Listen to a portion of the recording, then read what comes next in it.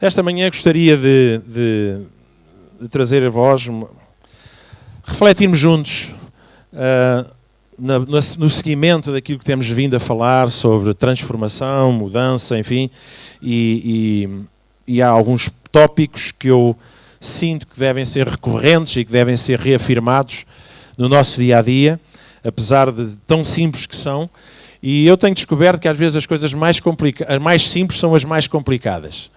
Não é? Às vezes as coisas são tão simples que nós temos dificuldade às vezes em agarrá-las. É por isso que continuamente Jesus diz que a gente tem que se fazer como crianças, para captar a essência das coisas com simplicidade.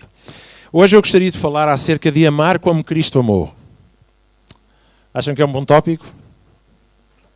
Então, que remédio, não é? É o que temos. Amar como Jesus amou. Em João, no capítulo 13, versículo 34, Evangelho de João 13, 34, Jesus, ele nos disse, ou nos ensinou, nos encorajou a nós nos amarmos como ele nos amou. Aliás, em determinada altura, Jesus tinha, por causa de uma pergunta que foi feita, em que é que a lei do Velho Testamento se resumia, e ele dizia: ama a Deus acima de todas as coisas, com toda a tua alma, entendimento, e ama ao teu próximo como a ti mesmo. Mas aqui Jesus, ele diz: eis que eu vos dou um novo mandamento. É um novo mandamento. Portanto, o novo mandamento é muito superior a estes 3 pontos. E ele diz: amem-nos, amem-se uns aos outros, amem as pessoas como eu vos amei. Vocês têm um exemplo, têm um padrão, então esse é o padrão a seguir, é amar-nos como ele nos amou. Não é amar-nos como nós nos amamos a nós mesmos, porque já está provado, e sobretudo nos dias que nós vivemos, que há tanta gente que não se consegue amar a si próprios. E se não se conseguem amar a si próprios, dificilmente eles vão conseguir amar o próximo como a si mesmo. Aliás, na verdade, dificilmente até vão conseguir amar a Deus de uma forma confortável e de acordo com a forma como se amam. Então, Jesus disse: ok, esqueçam isso, vamos subir aqui um patamar.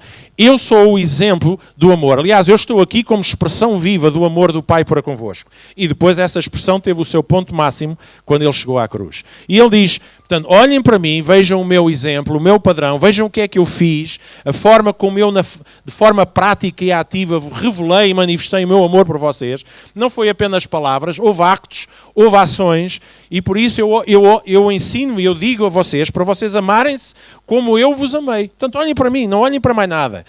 O nosso amor não deve estar baseado na forma como o outro nos ama, ou o tipo de feedbacks ou respostas que nós temos aos nossos actos de amor, mas o nosso alvo, o nosso foco, o nosso exemplo, o nosso padrão, a nossa rocha, o nosso caminho chama-se Jesus.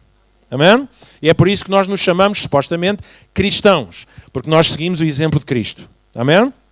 Então, não seria muito difícil se o amor que Jesus nos estivesse a dizer fosse aquele tipo de amor de toma lá um cheque, ou fazer uma chamadinha uma vez por mês, ou lá está tudo bem, não haver grandes envolvimentos. Esse tipo de amor não é um amor muito exigente, não é um amor que exija muito de nós, mas como disse, Jesus pôs uma fasquia alta.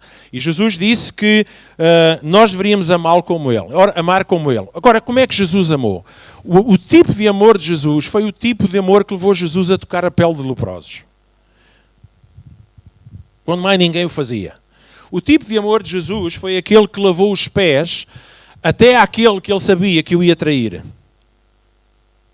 Esse foi o tipo de amor de Jesus. O tipo de amor de Jesus era aquele tipo de amor que, enquanto Jesus às vezes estava até em reuniões importantes, ele não se importava de ser interrompido por pessoas que toda a gente desprezava. E Jesus até dizia: para tudo, eu vou dar atenção aqui.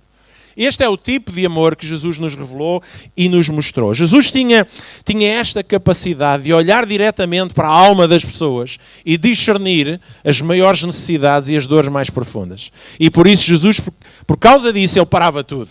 Jesus era o Jesus das multidões, mas Jesus nunca deixou uma só pessoa de lado por causa de uma multidão. Este é o tipo de amor que Jesus manifestou. E este é o tipo de amor que está diante de nós para ser praticado. Agora, será que é impossível ou é difícil vivermos este tipo de amor? É. Ou não é? Bem, pela ausência dos vossos és, eu depreendo que vocês já lá estão. Não, eu é que estou ainda num patamar inferior. Certo? Este é um tipo de amor que é muitas vezes impossível para nós seguir de forma natural. Mas é por causa disso que Jesus enviou, Deus enviou o seu Espírito Santo, o seu Espírito, para que em nós nos capacite sobrenaturalmente para vivermos o mesmo tipo de amor que Deus teve por nós através do seu Filho Jesus. Então, quando nós nos mantemos ligados a este Jesus, quando nós nos mantemos ligados a esta fonte de poder, esta fonte capacitadora para amar, então nós seremos capazes de amar como Jesus amou. E este é um erro, muitas vezes, do cristianismo, que é dizer às pessoas, tu tens que amar, sem lhes dizer, mas nós para amarmos dessa maneira, nós precisamos da sua capacidade. E cristianismo, se há coisa que nos ensina, cristianismo saudável e equilibrado, é de que nós, por nós mesmos, não conseguimos viver no mesmo patamar de Jesus, a não ser que Ele próprio nos ajude e o seu Espírito nos capacite a fazê-lo. Aliás, diz que Deus não nos deu um espírito de temor, mas deu-nos de poder, amor e de uma mente sã. Então, o seu amor é uma capacidade que está em nós para nós desenvolvermos. Também é verdade que, tal como qualquer outras situações, a fé e outras situações, o amor, quanto mais exercido, mais vai crescendo e vai dominar a nossa vida. Deus nos amou, e porque nos amou de tal maneira, Ele nos deu esse amor, e esse amor não foi apenas um Deus que chegou-se ao pé de nós, dizer, coitadinho, tu andas perdida na cá, minha querida, eu vou tomar conta de nós. Foi muito mais do que isso. Quando nós dizemos que Deus nos amou, estamos a dizer não só aquilo que Ele fez por nós, mas aquilo que Ele colocou dentro de nós. Amor em nós é poder de Deus.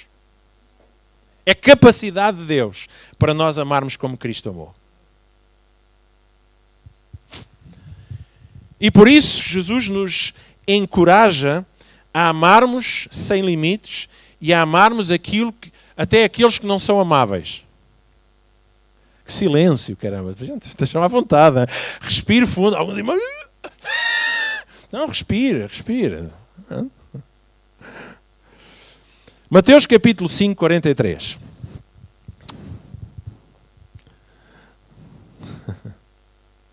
Mateus 5, 43. E isto são palavras de Jesus, não são palavras de homens. São palavras de um homem, mas um homem Deus. E diz assim, ouviram o que é que foi dito? E isto, estamos a falar do Velho Testamento. Amarás ao teu próximo e odiarás o teu inimigo. Pronto, isto é o nível natural, o nível da carne. Isso todos nós somos ótimos a fazer, é ou não é? Quando a gente vê alguém elogiar, e tal, boa pessoa, amigo do seu amigo, olha, grande coisa. Quem é a pessoa que vai ser inimigo do seu amigo? Então se está a fazer bem, não é? Até se costuma dizer quem aquela do minha boca adoça, como é que se diz? Quem meus filhos? Minha boca adoça. Muito bem. Tanto, fazendo a nós ou fazendo aos nossos, gente, então como é que é possível a gente não amar uma pessoa que nos está a fazer bem? Correto? Olha, até aqui está um segredo. Como é que é possível as pessoas não nos amarem se nós os amarmos primeiro? Mas Jesus está aqui a dizer alguma coisa fantástica. Isto era aquilo que foi dito. Isto era a lei. Era normal. Por isso havia a lei do olho por olho, dente por dente. Né? E alguém disse que se nós ainda continuássemos a viver assim, o mundo estava todo cego e desdentado.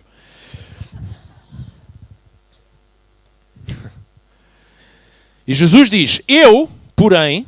E Jesus não vem anular, ele diz, eu vim cumprir. Por isso, a partir de agora, eu trago um novo mandamento. Eu, porém, vos digo, amem os vossos inimigos. Senhor, agora que coisa viraste isto tudo a avesso, como é que a gente vai fazer? Até aqui a gente conseguia, coisa é fácil, amar quem é nosso amigo e quem não é, a gente vai e faz-lhes a folha. Isso é fácil, todos nós gostamos de fazer isso. Agora, o que estás a dizer, isso é mais complicado. Viraste-nos isto do avesso. Amem os vossos inimigos, orem pelos que vos perseguem, para que vos torneis filhos do vosso Pai.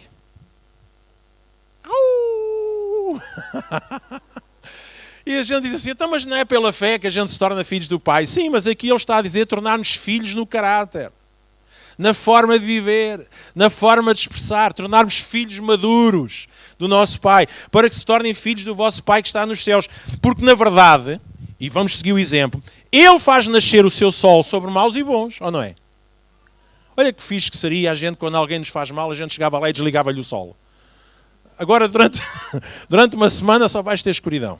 Mas Ele não faz isso, nem Deus faz isso. Porque Ele faz nascer o seu sol sobre maus e bons e faz chover sobre justos e injustos. Pois se amardes os que vos amam, que recompensa é que vocês têm? Não fazem também os publicanos? E os publicanos eram cobradores, eram gente que trabalhava e não tinha muito boa, não é para o trabalhar, mas não eram gente com boa reputação. Até esses fazem a mesma coisa. Ora, se saudardes, se vocês apenas cumprimentarem, falarem somente os vossos irmãos, e aqui nós falamos aqueles que são próximos, o que é que nós estamos a fazer de mais? Nada. Não fazem também os gentios a mesma coisa? Os gentios eram aqueles que na altura não pertenciam ao povo de Israel. Sede vós, pois, perfeitos, como é perfeito o vosso Pai Celestial. E aqui o cristianismo inventou uma série de regras sobre perfeição. Já falámos acerca disso. Perfeição é, não é, andar na rua sem respirar. É assim, com um ar muito solene. Não é? E ter uma postura muito santarrona. Não é? E fazemos tudo certinho, não podemos, nem sequer podemos contemplar a ideia das nossas próprias imperfeições, fazendo que muitas vezes o cristianismo tornasse uma coisa insuportável de viver. Sabe o que é que Deus diz que nos faz ser filhos perfeitos? Amar. Por isso é que a Bíblia diz que o amor cobre uma multidão de pecados. Quando eu amo, eu estou mais perto da perfeição que Deus é. Ser perfeito não é ter uma exigência tal para comigo e para com os outros que ninguém consegue, nem eu próprio, viver comigo mesmo, quanto mais com os outros. Mas quando eu, para além das minhas próprias imperfeições e das imperfeições dos outros, eu faço aquilo que Deus faz, que é amar em todo o tempo, até as pessoas que não são amáveis, Deus chama a mim um filho perfeito. Chama a mim ou chama-me? Esquece. Dá aí água. Isto começa-se a colar ao céu da boca.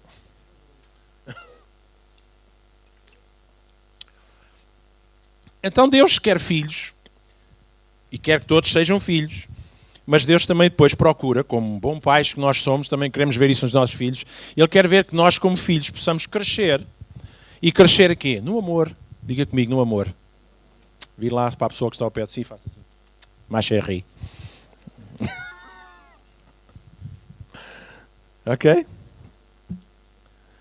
Deixe-me dizer,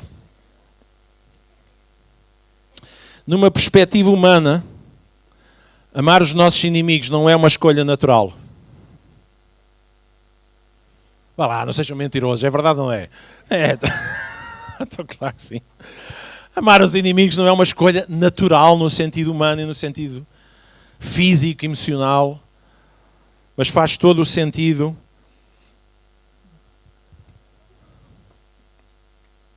Faz todo o sentido odiarmos os nossos inimigos. Faz todo o sentido, humanamente falando. Não é? Não é natural amarmos, mas faz todo o sentido odiarmos. E nesta semana estava a falar com alguém, a propósito, uma dessas noites que estava aí tudo cheio de fumo, e estava a falar com alguém acerca dos incendiários. E aquela pessoa, bem, aquilo já estava tudo morto. Aliás, nem tinha direito à prisão, era logo pena capital. E nem precisava de estar na capital, pode ser mesmo no monte. Era logo acabar com eles todos. É fácil nós odiarmos os inimigos, não é? É tão fácil. E a reação e a resposta perante coisas injustas é, sem dúvida, uma reação natural. Mas se Deus faz o bem, tanto a bons como a maus, como não vivermos de acordo com este padrão de amor. Amém? Agora volto a dizer, é uma escolha nossa, mas que é apoiada e sustentada pela ajuda de Deus na nossa vida. Por isso, cada vez que eu digo assim, eu escolho amar em vez de odiar, o amor de Deus entra em ação no meu coração e me capacita a amar os meus inimigos. E os inimigos aqui tem muito que se diga. Às vezes, para nós, o inimigo é só alguém que tem uma opinião diferente da nossa. Não concordas comigo, já estás feito. Já estás riscado da lista. certo? Muitas vezes aquilo que consideramos inimigo ou alguém antagónico a nós é só porque alguém não vê as coisas da mesma maneira. Aqui, quando estamos a falar de inimigos, estamos a falar de pessoas que nos magoam, de pessoas que nos ferem, de pessoas que fazem coisas intencionais para nos fazer mal. Correto? Porque até nós, às vezes de forma inconsciente, já fizemos coisas que magoam outras pessoas. Correto? Mas também é verdade que muitas vezes essas mágoas não são resolvidas porque também não tivemos a coragem de dizer: epá, tu magoaste-me. E se a pessoa até tem às vezes a noção, já disse isto, epá, desculpa lá, e a gente até diz: epá, não foi nada. Como é que não foi nada se a gente ficou magoado? Então se ficarmos magoados, dizemos: epá, realmente magoaste-me, mas pronto, eu perdoei, não tem problema nenhum. Certo? Estas questões têm que sempre ser resolvidas. Então quem é que são os nossos inimigos? Os nossos inimigos são aqueles que nos magoam, são aqueles que nos decepcionam, nos desapontam, são aquelas pessoas que intencionalmente fazem coisas contra nós. Então, Deus diz para nós o fazermos, orarmos pelo seu bem. E isto é um exercício complicado para a nossa alma. A gente com vontade de dizer: Deus, manda fogo do céu, queima esta gente toda. Mas depois o Espírito de Deus começa a falar connosco e a gente: ok, Deus, mas olha, dá-me um frasquinho de molho que é para eu ir passando. Depois passado, não, faz descer o fogo, nós passamos. Não, Deus, tira-os da fogueira. É um exercício de transformação. Quando nós estamos cheios de ira, e às vezes com razão, legítimo. Foram coisas que foram injustas, temos razão para estar chateados, zangados, feridos, mas essa razão, diante do exemplo de Jesus para connosco próprios, deve ser transformada. E nós dizemos: ok, Deus, eu oro por eles. Abençoa-os. Eu oro por eles aquilo que eu desejo para a minha vida. Ser com eles. Muitas vezes nós podemos orar: Senhor, ele se calhar magoou e se calhar isso é fruto de problemas na vida da pessoa. E Deus começa-nos a dar uma capacidade de amar as pessoas. E uma das melhores maneiras para nós vermos esse amor crescer em nós é nós dizermos a Deus: Deus, ajuda esta pessoa. Abençoa estas pessoas. Então, Jesus, ele nos encoraja a mudarmos os relacionamentos através do perdão. E este é um tema recorrente que eu sinto falar. Não sei porquê, mas sinto falar. Vamos ler em Mateus 18, 21. Algumas passagens são conhecidas. Eu prometo que não demoro mais que 2 horas. Não.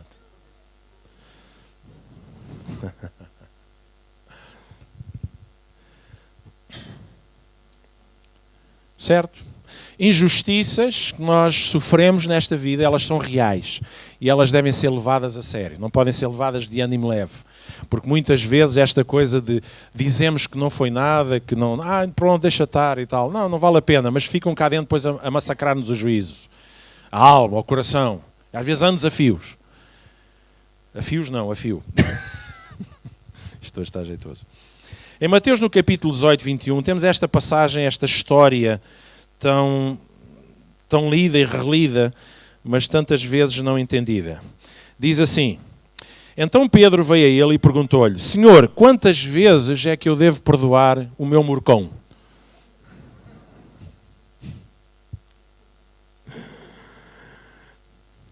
Sempre que pecar contra mim. 7 vezes? Não, respondeu Jesus. 70 vezes 7. O reino dos céus pode ser comparado a um rei que decidiu pôr ordem às suas contas com os seus criados. Ora, quando estava a fazer isso, foi-lhe trazido um dos seus devedores que lhe devia 10.000 euros. Pronto, vamos pôr isto em euros, que é para contextualizar a coisa.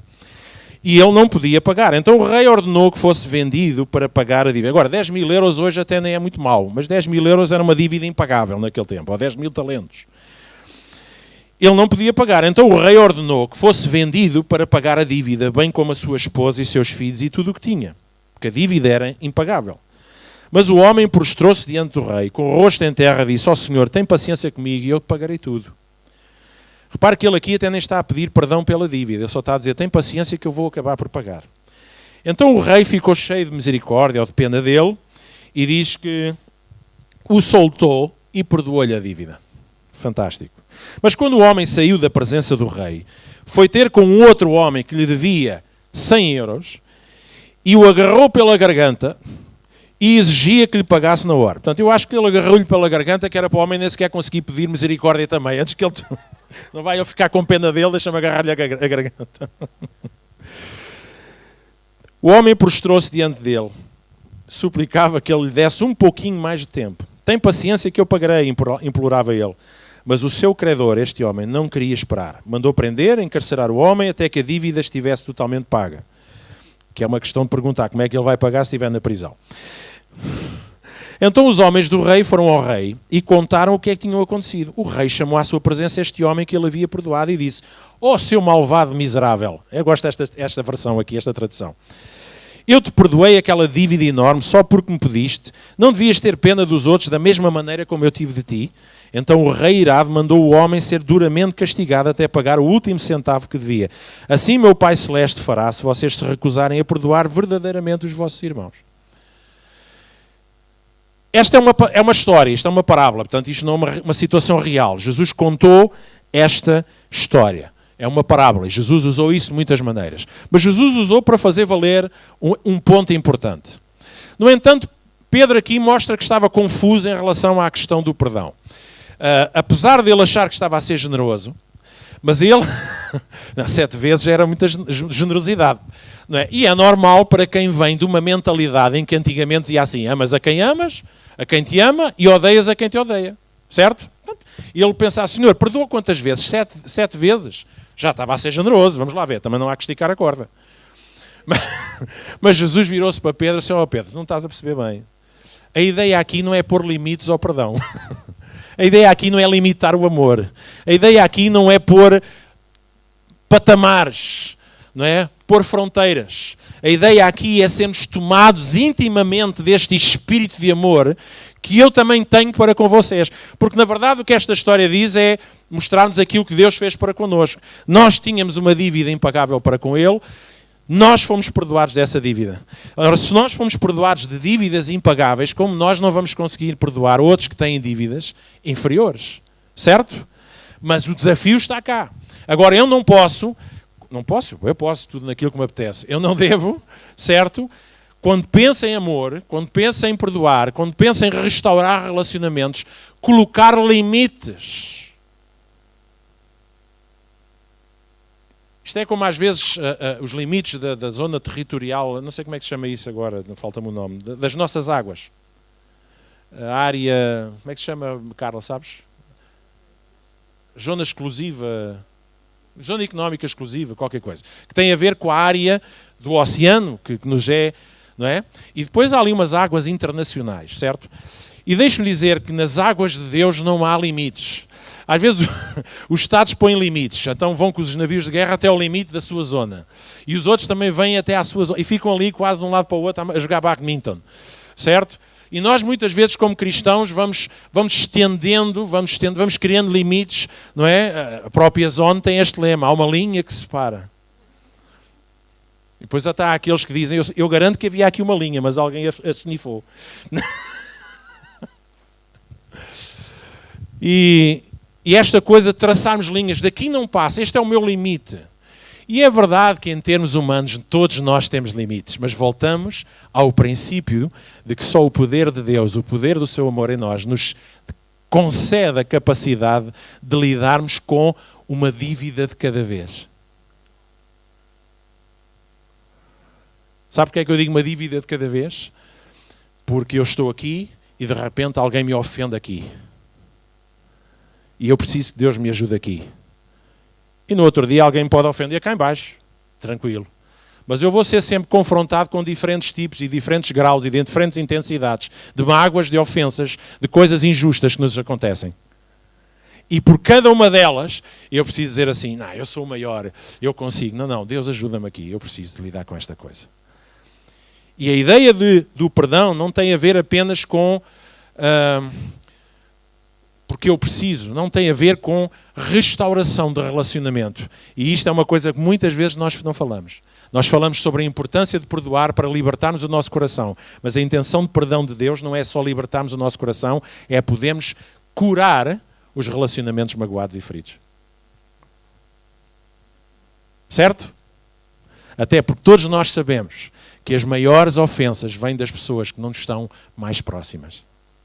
Das pessoas que têm acesso à nossa vida, das pessoas que são nossos amigos, mais profundos, menos profundos, família, irmãos em Cristo, gente de quem nós esperamos um determinado nível de amor. E é nessas alturas que nós somos profundamente ofendidos. E é nessa altura que nós precisamos dizer: eu não posso pôr aqui um limite ao perdão. Deus, ajuda-me a perdoar como tu perdoaste. Amém? Colossenses 3:13, eu demoro só mais 5 minutos ou 7, certo? Colossenses 3:13 diz: sejam amáveis e prontos para perdoar, jamais guardem rancor, lembrem-se que o Senhor vos perdoou, portanto vocês devem perdoar uns aos outros.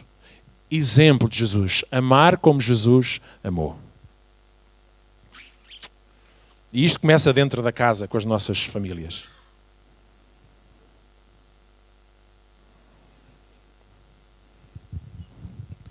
Claro que alguns seguem aquele exemplo de quando Jesus entrou no templo, pegou num chicote e correu toda a gente. Eu chego à minha casa e para mim pego no chicote. Nada disso. Nós amamos como Jesus amou. Amém? Jesus perdoou a quem o colocou na cruz. Jesus perdoou no seu caminho. Aliás, deixe-me dizer, Jesus jamais estaria em condições para subir à cruz se ao longo do seu caminho ele não fosse perdoando constantemente. E não só perdoava, como ele conseguia conquistar as pessoas com o seu perdão e com o seu amor. Ele não punha limites ao seu amor. Ele não punha níveis de intensidade de ofensas. Não, esta ofensa é por demais grave, eu não consigo perdoar isto. Jesus andava neste perdão. E só se anda em perdão porque se anda em amor. Perdão não é mais uma das coisas na lista de regras. Perdão é alguma coisa que é fruto de um coração que ama como Jesus amou. Amém? Então Jesus também nos encoraja nisto, a dizer-nos não à vingança e sim à misericórdia.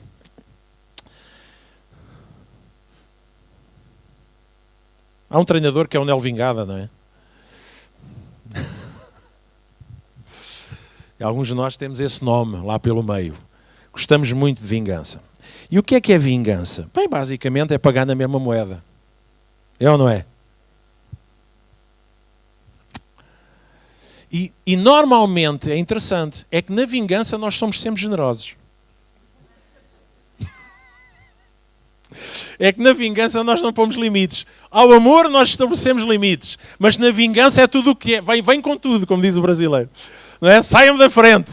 Certo? É tudo e mais a gente, às vezes já paizinho estou a ficar cego, já nem os vejo bem. Então a gente pensa nas maneiras mais atrozes de fazermos valer a nossa vingança e se não o fazemos muitas vezes, não os comemos vivos, é só mais pela indigestão que isso vai causar do que propriamente pela falta de apetite. Que a gente até os come, vivos e tudo. Na vingança nós somos, lá está, esta natureza humana, nós gostamos tanto de uma boa vingançazinha. E nós até dizemos, certo? A vingança serve-se fria. Aqueces no micro-ondas tu? Vingançazinha serve-se fria. E ele não está a dizer isto, a dizer que... o que ele está a dizer, não. Esta frase, não, o que é que quer dizer? Quer dizer que a vingança é uma coisa bem planeada, bem fermentada, bem organizada, porque não é feita no calor. Apesar de no calor, às vezes, a vingança é um par de sopapos ou uma coisa qualquer. Mas a vingança bem planeada, porque a vingança, sabe, e a maior parte das pessoas que eu conheço que têm entrado em processos de vingança, de alguma maneira, de retaliação, não ficam melhores, não ficam mais satisfeitos. Não ficam completos, não se sentem justiçados. A palavra de Deus diz que quando somos tratados de forma injusta, a palavra de Deus, e nós sabemos isto, todos nós manifestamos a nossa indignação. E isso, indignação vem da palavra digna. Há uma coisa que é indigna de quem nós somos, da nossa natureza, de quem somos até em Cristo Jesus, como filhos de Deus. Epá, isto não é uma coisa digna de se fazer. E nós ficamos indignados. A indignação é uma característica divina, gente. Esta coisa de que a gente não se pode zangar, não podemos ficar tramados, não sei o quê. Não, isto é normal, isto é uma característica. Nós sempre reagimos a coisas injustas e a coisas indignas. A questão é como é que nós o vamos fazer. E Deus... Ele diz para nós não entrarmos por esse caminho, por não tentarmos magoar quem nos magoou, prejudicar quem nos prejudicou. Porque esse é um caminho que era o caminho... Não ouvistes no passado? Amem quem vos ama, odeiem quem vos odeia, mas eu vos digo, amem quem vos faz mal. Orem por eles. aqueles que vos perseguem. Olha, a palavra perseguir é uma palavra muito forte, sabe? Porque a palavra perseguir implica mágoas constantes, ofensas, insultos e perseguição constante. Certo? Não é uma ofensa pontual. É aqueles que às vezes, eu não sei convosco, mas eu já lidei com pessoas assim. Não sei porquê, as pessoas não vão com a nossa cara. Às vezes até há uma questão espiritual. Eu lembro da gente viver num sítio que os vizinhos que moravam ao pé de nós, eles faziam tudo para nos prejudicar. Tudo para nos prejudicar. Um belo dia estava a trabalhar, minha mulher ligou a dizer que eles inclusive tinham fechado o acesso à nossa casa com um cabo de aço. Quer dizer, se eu viesse de noite, não é? Ficava lá pendurado. E eu nessa noite cheguei e à porta da minha casa, eu a mandei não, porque ela ainda está aqui. Pus a minha mão virada para aquela gente e eu orei em nome de Jesus sobre aquela casa, eu os abençoei e também repreendi tudo aquilo que fosse influência, que não fosse uma influência positiva, uma influência espiritual das trevas, enfim, o nome que a gente quiser dar, mas eu abençoei aquela gente, eu orei para que eles fossem salvos, para que eles fossem abençoados, para que a vida deles, porque via-se que era gente que estava de mal com a vida, uns com os outros, e sabe, a partir daquele dia nunca mais tivemos problemas. É um exemplo, há muitos outros exemplos. Não é fácil. Mas Deus concede-nos essa capacidade. Então nós queremos ir e magoá-los. Mas deixem-me dizer uma coisa. Quando nós enverdamos pelo perdão, todos os esquemas de retaliação e de vingança que surgem na nossa cabeça, eles perdem força e desaparecem. Quando eu digo assim, eu perdoo em nome de Jesus. Eu decido perdoar. Deus abençoa. Isso é um ótimo antídoto para o nosso coração se lavar, se libertar e se desintoxicar de todas as coisas que surgem dentro de nós. Eu não sei como é que é convosco, eu reconheço que enquanto homem, e apesar de ser pastor, isso não faz de mim alguém com asas nas costas, há situações complicadas de gerir. Eu sei que os irmãos não têm esse problema, estou-me só aqui a confessar aos irmãos, certo?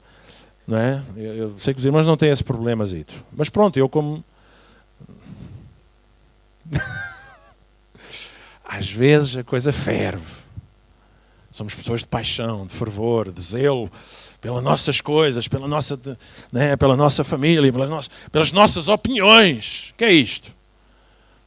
É verdade. E às vezes, porque somos mesmo intencionalmente atingidos. Não é fácil. Às vezes temos que respirar fundo.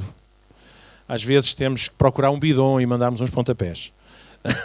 até esgotar a energia. Mas sempre dizer assim, Deus ajuda-me aqui a ultrapassar isso. Eu não vou ficar preso com ódio, com rancor e não vou procurar retaliação. E na verdade, quando isso acontece, mais tarde ou mais cedo, as coisas voltam ao seu normal e até há restauração de relacionamento. E esse é o objetivo de Deus. Amém? Porque quando diz para nós orarmos e amarmos os nossos inimigos, tem a ver com o conquistar o seu coração. E Jesus conquistou o nosso coração. Foi ou não foi? Jesus conquistou. Então, Romanos 12, 17, e termino aqui dizendo isto. Aliás, antes disso, Deus diz na sua palavra, diz assim, vocês não tomem vingança nas vossas mãos, coloquem nas minhas mãos, porque eu vou tratar do assunto. E Romanos 12, 7 diz isso, nunca paguem o mal com o mal, certo?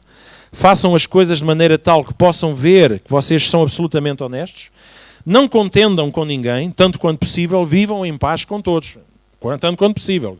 Há situações que a gente não consegue. Queridos amigos, nunca se vinguem, entreguem tudo a Deus, pois Ele diz que retribuirá àqueles que o merecem. Ou seja, não façam justiça pelas suas próprias mãos. A pergunta aqui, e esta é os tais esquemas que às vezes surgem. Quando Deus diz que para nós orarmos pelos nossos inimigos, porque ao fazer e fazendo o bem, diz que acumularemos brasas sobre a sua cabeça. E quando Deus diz, não façam vingança, ponham isto que a vingança é minha, quererá isto dizer que Deus vai fazer alguma coisa de errado ou de negativo nas suas vidas para nós ficarmos satisfeitos? Ou será que simplesmente isto quer dizer, rende o teu desejo de vingança? Será que não chega àquele princípio de Deus, tudo o que o homem semear, isso também vai colher? Deus não precisa de estar no processo, isso é uma lei espiritual que acontece no mundo e em todo lugar. Tudo que o homem semeia, tudo vai colher. E não estamos a falar só de horta, estamos a falar de atitudes, pensamentos e gestos e ações. Todos nós, e isto é para cristãos, não cristãos, tudo aquilo que nós semearmos e semeamos nas atitudes, nas decisões, temos vindo a falar sobre isto, certo? Não chega isto para a vida das pessoas, então nós não temos é que ficar preso e a olhar, porque quando nós dizemos assim, ou pensamos assim, bem, ok Deus, eu entrego-te a ti a vingança, mas depois ficamos todos os dias como vigia, a ver quando é que Deus faz alguma coisa de errado com a vida da pessoa. E depois ainda temos aquelas situações, é que quando pontualmente até acontece coisas menos boas na vida das pessoas, nós até esfregamos as mãozinhas. Cá dentro, é assim mesmo que é para veres. Ainda bem, Senhor. E depois pensamos, é assim, quem sou eu para me vingar quando Deus tem muito melhores ideias do que eu? Hein? E nós temos esta coisa, mas eu não acredito que Deus esteja a dizer, epá, entrega-me a vingança que eu vou tratar do assunto. E eu faço as coisas muito melhor. Vai lá a tua vida, pá, não te chateies, não te ocupes com essas coisas que eu vou resolver. Fica descansado que eu vou-lhe partir uma perna, pá, vou dar-lhe uma coisinha má e nós ficamos prontos. Deus vai fazer justiça. Oh, meus irmãos, isto é um contrassenso àquilo que nós próprios experimentamos na nossa vida. Deus não se vingou de nós, Deus vingou-se nele próprio. Jesus foi à cruz e nele caiu toda a vingança, vingança no sentido de necessidade de se cumprir justiça. De tudo aquilo que nós, como seres humanos, raça humana, fez de desprezo, de negligência, de virar as costas a Deus. Jesus pagou isso tudo. Ele pagou a sua... Ele é que era a pessoa que precisava de receber o pagamento da dívida. Ele próprio pagou a dívida e ele pôs o dinheiro no bolso dele. Digamos assim. Então, como é que nós podemos desejar ou pensar, às vezes, no nosso cantinho aqui dentro, mesmo como cristãos, de que quando Deus diz, minha é a vingança, diz o Senhor, portanto não se vinguem vocês, que Deus realmente vai fazer alguma coisa má contra as pessoas? Não é isso que Deus está a dizer. O que Deus está a dizer é o seguinte, eu quero que tu desistas, que rendas, coloques na minha mão esse desejo de vingança. Eu vou-me vingar.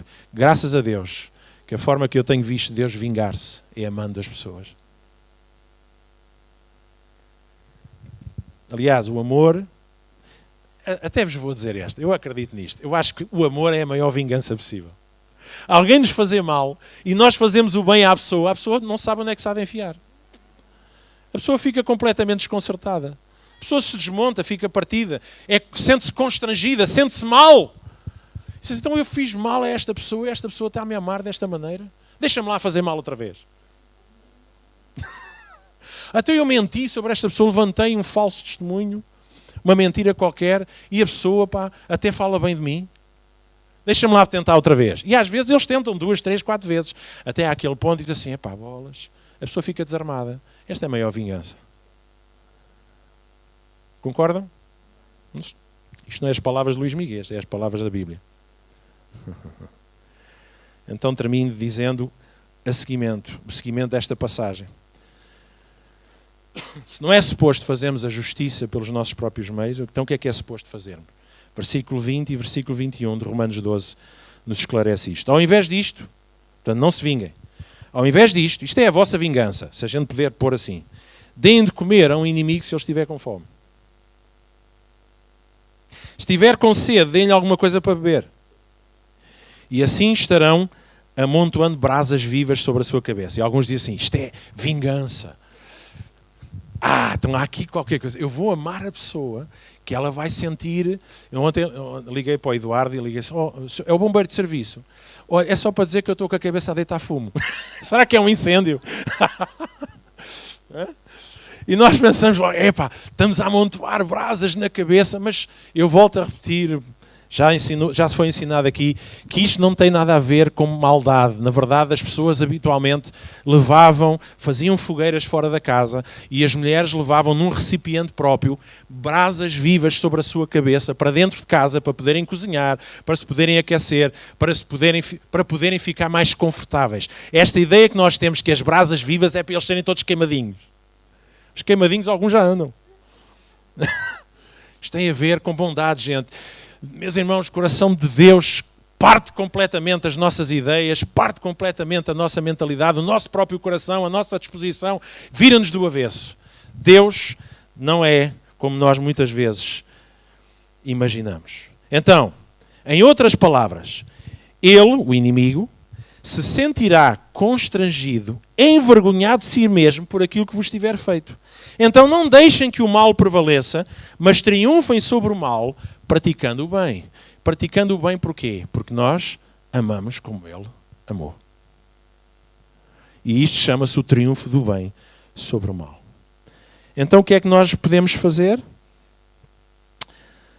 Quando alguém nos trata injustamente, amamos de forma incondicionalmente e não odiamos. Perdoamos, não buscamos vingança e fazemos algo de bom em vez de procurar punição pela vida das pessoas. E isto é um desafio para todos nós. Mas sabe, para mim é a área mais complicada, mas também é a área que mais nos define enquanto filhos de Deus. Nós podemos conhecer a Bíblia de ponta a ponta, podemos frequentar tudo o que é igrejas, não é?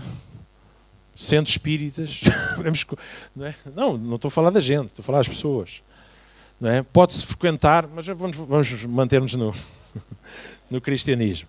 Podemos frequentar tudo o que é igrejas e reuniões e acampamentos e cultos de fogueira e mais não sei o quê, e correntes de oração e tal, e faz tudo e mais uma coisa. Deixa-me dizer, nada disso tem valor ou revela transformação da nossa vida mais do que um coração que simplesmente ama. Amém? E quando nós crescemos nesta área, Deus diz assim, aí está um filho meu que está a caminho da perfeição. Amém? E alguns dirão assim, então, mas isso não quer dizer que as outras imperfeições são importantes.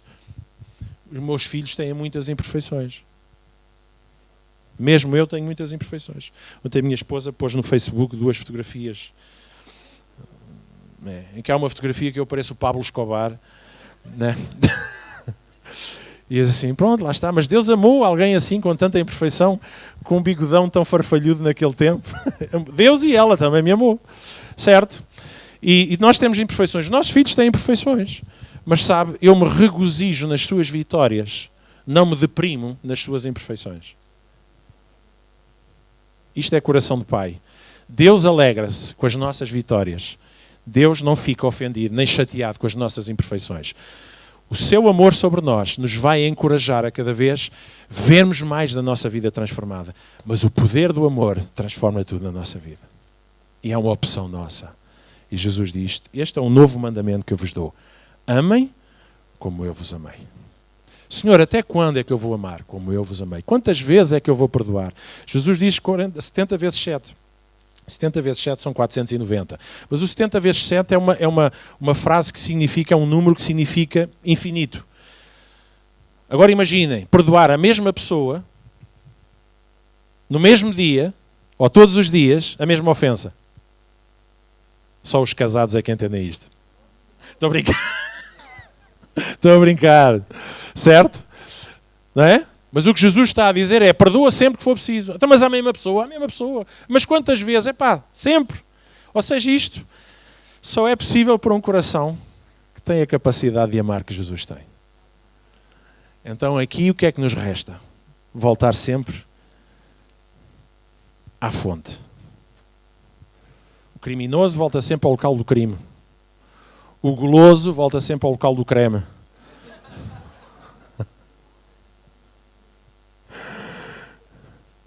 E nós voltamos sempre àquele que tudo sabe, que nos conhece de gingeira, que nos ama de forma incondicional e que está sempre ao nosso dispor e sempre envolvido connosco, com aquele coração fantástico. E isto anima qualquer morto. Levanta os mortos. Amém? As pessoas estão mortas por dentro. O amor de Deus me dá essa capacidade. É por isso que eu sigo, é por isso que eu sou pastor. É por isso que espero eu que vocês o possam seguir também, por verem nele este exemplo fantástico. Não há como a gente não querer ter este Jesus no nosso coração e na nossa vida. Amém?